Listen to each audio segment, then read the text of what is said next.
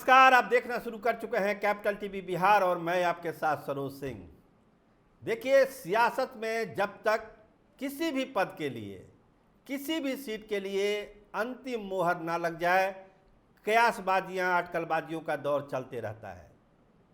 और जब राज्यसभा का चुनाव होना है तो बात कुछ अलग ही हो जाती है। अभी तक जो सारी चीज़ें तय है कि दो जो सीटें हैं राज्यसभा की, वो भाजपा कोटे से ही भरी जाएगी। आज भी ज़्यादातर लोगों का मानना है, मेरा खुद का मानना है कि वो भाजपा का कोटे से ही भरी जाएगी। लेकिन होता है ना, कहानी में नया नया ट्विस्ट आते रहता है, तो एक नया ट्विस्ट राज्यसभा चुनाव को लेकर भी आ रहा है, जिसकी चर्चा रांची से लेकर पटना तक में है। क्या नीतीश कुमार कुछ फेरबदल चाहते हैं अपने पुराने वाले वादे में? पहले बात यही थी, सुलह यही था, समझौता यही था कि राज्यसभा की दोनों सीटें भाजपा कोटे से भरी जाएगी और जो विधान परिषद की एक सीट है वो जनता दल यूनाइटेड के खाते में जाएगी। आज के तारीख में भी यही समझौता एग्जिस्ट कर रहा है। लेकिन एक ऐसा तबका है, एक ऐसा वर्ग है जो नीतीश कुमार पर यह दबाव बना रहा है कि राज्यसभा की कम से कम एक सीट आप जरूर लीजिए। ऐसा ना हो कि राष्ट्रीय राजनीति में आपकी उपस्थिति दिनों दिन कम हो जाए। तो वो दबाव क्या रंग ला रहा है और वो दबाव बनाया किसके लिए जा रहा है, ये जानना और समझना जरूरी है। देखिए, 2 महीने के बाद, 3 महीने के बाद झारखंड में चुनाव होना है। जनता दल यूनाइटेड का बहुत कुछ इस बार दांव पे लगा हुआ है। ऑलरेडी 12 सीटों की मांग जनता दल यूनाइटेड कर चुका है, जो एनडीए के साथ वो लड़ना चाहता है। लेकिन जो हमारे सोर्स हैं वो यही बताते हैं कि 6 या 7 सीटों पर अंततः समझौता करने के मूड में है जनता दल यूनाइटेड एनडीए के साथ। अगर ये समझौता नहीं होता है तो फिर मैदान खुला हुआ है झारखंड का भी जनता दल यूनाइटेड के लिए। तो झारखंड में जो पेच है, एक तो विधानसभा का है ही, लेकिन जो सबसे बड़ा पेच अब राज्यसभा चुनाव के लिए फंस रहा है वो नाम है सरयू राय का। बहुत सारे लोग जनता दल यूनाइटेड में ऐसे लोग हैं जो नीतीश कुमार को ये कन्विंस कर रहे हैं कि झारखंड चुनाव में एक मैसेज देने के लिए सरयू राय को राज्यसभा में भेजा जाए जनता दल यूनाइटेड के कोटे से। और जैसे ही सरयू राय का नाम आता है, भाजपा का पारा गर्म हो जाता है।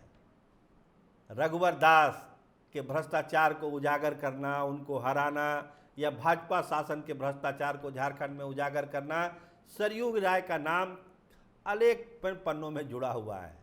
और अमित शाह और नरेंद्र मोदी सरयू राय को पसंद करते नहीं हैं। तो राज्यसभा में अगर इनका नाम आ जाता है, जनता दल यूनाइटेड इसको इंडोर्स कर देती है, तो आप समझ सकते हैं कि जनता दल यूनाइटेड और भाजपा का रिश्ता कहाँ जाएगा। बहुत कुछ हो सकता है। बहुमत से चयन होना है राज्यसभा प्रत्याशियों का, उसमें भी खेल हो सकता है। सरयू राय का नाम केवल ले लेना ही अपने आप में एक अजीब बात है, लेकिन अगर इसको जमीन पर, धरातल पर अगर जनता दल यूनाइटेड उतार देती है तो एक राजनीतिक विस्फोट झारखंड और पटना में आना तय है। इसको कोई नहीं रोक सकता है।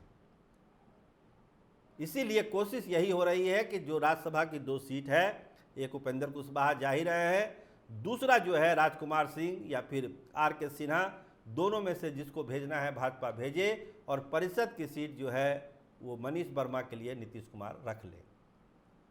लेकिन जो एक नया ट्विस्ट आ गया है राज्यसभा चुनाव में, इसको लेकर एक बार फिर समीकरण जो है उल्टा पुल्टा हो रहा है कि कैसे होगा, सरयू राय का एडजस्टमेंट कैसे हो सकता है। और वो भी राज्यसभा में संभव ही नहीं है भाजपा के लिए, कभी मानेगी ही नहीं भाजपा, चाहे उसके लिए उसको बहुत चीज़ कुर्बान क्यों नहीं करना पड़े। लेकिन सरयू राय के नाम पर सहमति भाजपा नहीं दे सकती है। देखिए, विधानसभा की बात अलग है, 6 सीट हो जाए, 7 सीट हो जाए, 5 सीट हो जाए, उतना चलेगा, उतना भाजपा कंप्रोमाइज़ कर सकती है। लेकिन सरयू राय के नाम पर सहमति देना लगभग असंभव है, इम्पॉसिबल है, ये संभव ही नहीं है। तो फिर रास्ता जाता कहाँ है? आखिर क्यों नाम आ गया सरयू राय का, अचानक सामने क्यों आ गया? नीतीश कुमार खामोश हैं, कुछ नहीं बोल रहे हैं। कल 15 अगस्त को जो उनका भाषण होगा उस पर सबकी नज़र टिकी हुई है कि उस भाषण में नीतीश कुमार बोलते क्या है। क्या परिवारवाद पर बोलते हैं, क्या भ्रष्टाचार पर बोलते हैं, या ज़्यादा समय वो धर्मनिरपेक्षता और सेकुलरिज्म पर बोलते हैं। ये जो लाइन नीतीश कुमार की कल होने वाली है, बिहार की सियासत की लाइन भी वहीं से तय होगी।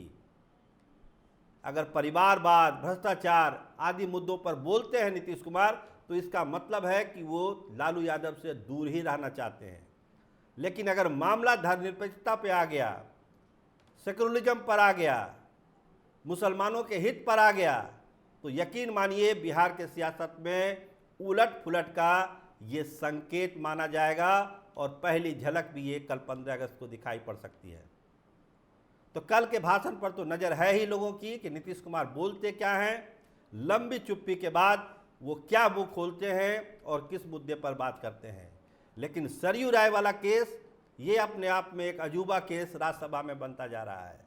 चर्चा है रांची में भी, पटना में भी, लेकिन जो हमारे सोर्स हैं वो यही कह रहे हैं कि भाजपा ने मना लिया है नीतीश कुमार को कि 2 बीजेपी को और परिषद की सीट जेडीयू को। इसी पर खेल आगे बढ़ेगा, गाड़ी आगे बढ़ेगी।